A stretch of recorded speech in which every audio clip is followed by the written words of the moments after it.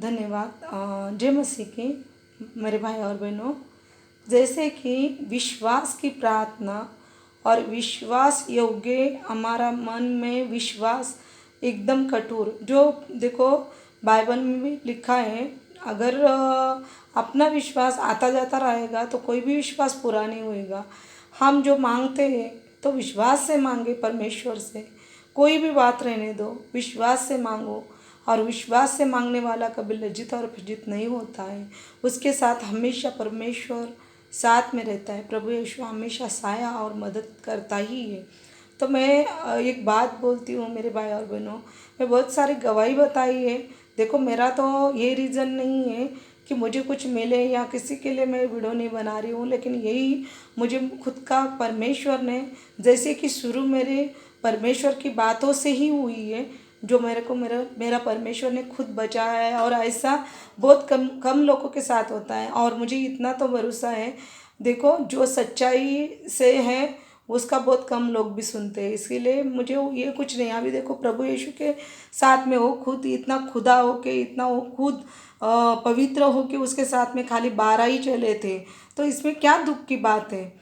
लेकिन मैं फिर भी मैं वीडियो इसीलिए बनाती हूँ जो सच्चे का, जैसे कि प्रभु यीशु ने बोला है, जो सत्य है वो सत्य का सुनता है ना। वो सत्य सत्य की गवाही देने आया। वैसा ही मेरे जीवन में भी बचपन से लेकर आज तक जो शब्द मैं बोलती हूँ वो शब्द होता ही है। ये मुझे खुद को महसूस है। मैं भले दुख में, तकलीफ में, और मेरे में अगर उसने क्षमता दी है इतना दुख तकलीफ निकालने की, ऐसा पति हो के जब बच्चा जैसा मैंने उसको संभाला, तो ये इसका रीज़न क्या है मेरे भाई और बहनों।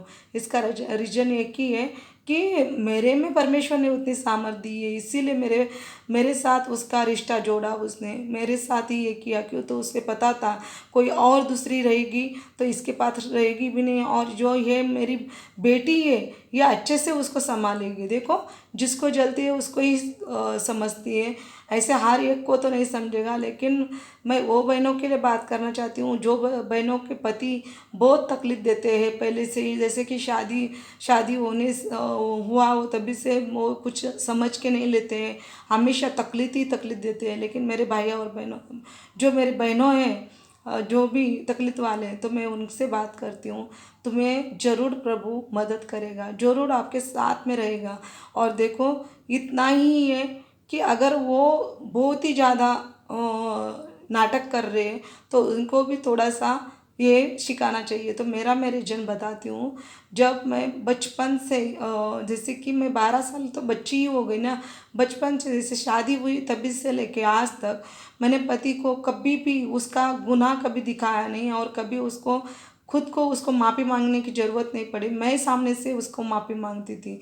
हमेशा जो भी कुछ हो जाए, वो मेरे आंखों के सामने गलत काम करता था, फिर भी मैं जब झगड़ा होता था, कोई भी पत्नी को भी बुरा लगता ही है कि अपना पति अपने आंखों के सामने अगर बुरा काम करे तो।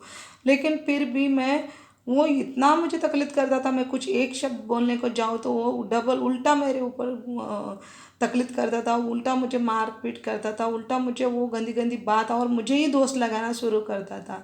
तो यही वजह होती थी कि थोड़ा टाइम के बाद में मैं खुद माफ़ी मांग लेती थी कि बाबा मैं गलत हूँ, मुझे माफ़ कर दो, बस हो गया। तो देखो, अगर मेरे में पहले से यही बात है, मैं माफ़ी मांग लेती हूँ, तो वो इंसान क्या पहले ही सुधरना नहीं चाहिए था? बिल्कुल सुधरना चाहिए था, लेकिन नहीं सुधरा। लेकिन फिर भी मैं परमेश्वर में आके वो बातों को कभी याद नहीं किया कि मैं तो पहले से ही ये बातें करती हूँ।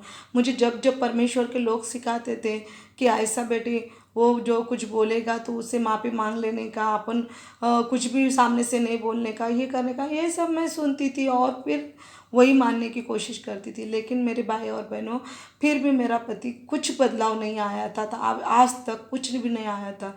और देखो, जो विश्वास में भी रहते हैं बहन और भाई, वो भी अगर उनके पति ने उनको उतना तकलीफ नहीं दिया तो उनको क्या मालूम रहेगा रीज़न। उनको मालूम ही नहीं है ना रीज़न क्या है और नहीं क्या है। वो इतना ही बोलेंगे, नहीं नहीं तुम्हें वही तकलीफ निकालना है और कुछ भी करके पति को छोड़ के किधर भी नहीं जाना है, ये ज़ोर ज़बरदस्ती करके आपको वो बताएंगे। लेकिन इसका रीज़न क्या असर पड़ सकता है ये समझते हो? अभी देखो, मैं तो पहले से ही भक्कम हूँ और परमेश्वर का आत्मा मुझ में सच में है, इसीलिए मैं ये इतना दुख तकलीफ निकाल सकती हूँ और इसीलिए मैं परमेश्वर से पीछे नहीं हटी।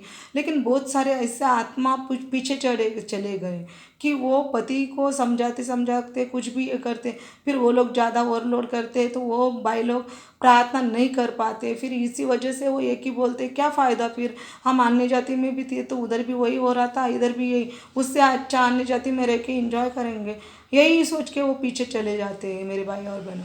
लेकिन अगर उनको थोड़ा दिन उनके हालत पे छोड़ दे, बाइबल में भी तो लिखा है ना, अगर कटकटे पति हो तो उससे अलग रहना बेहतर है, लेकिन उसको छोड़ के हमें गलत काम भी नहीं करना है, ये भी है लिखा। तो वैसा ही मेरे साथ हुआ बहन और भाई। मैं जब भी मेरे को ऐसे ही बहनों बहुत मतलब ज़ोर ज़बरदस्ती से बोलते थे, नहीं तुझे ऐसा ही करना पड़ेगा, नहीं तो वो गलत राह पे चला जाएगा, ये होएगा वो होगा। लेकिन मेरा मन का दुख वो नहीं समझते थे, वो भी तो मसीह में है। लेकिन जब मैं अभी 2 महीना थोड़ा सा दिल ये करके मैं बाजू में रही, लेकिन मैं बाजू में निकली, लेकिन घर का काम करने के लिए जाती थी मैं। लेकिन मेरा पासवान धन्यवाद परमेश्वर को कि सच में बहुत अच्छा पास्टर मिला मुझे। तो उसने बोला बेटा तुझे अपने पति के ऊपर बहुत प्यार है, और पति के ऊपर नहीं, तेरा दिल बहुत अच्छा है, तू सबसे बहुत अच्छे से प्यार करती है, लेकिन तेरा दिल को तू थोड़ा कठोर करेगी तो तेरा पति अपने आप सुधर जाएगा। और सच्ची में मेरे भाई और बहनों यही हो गया।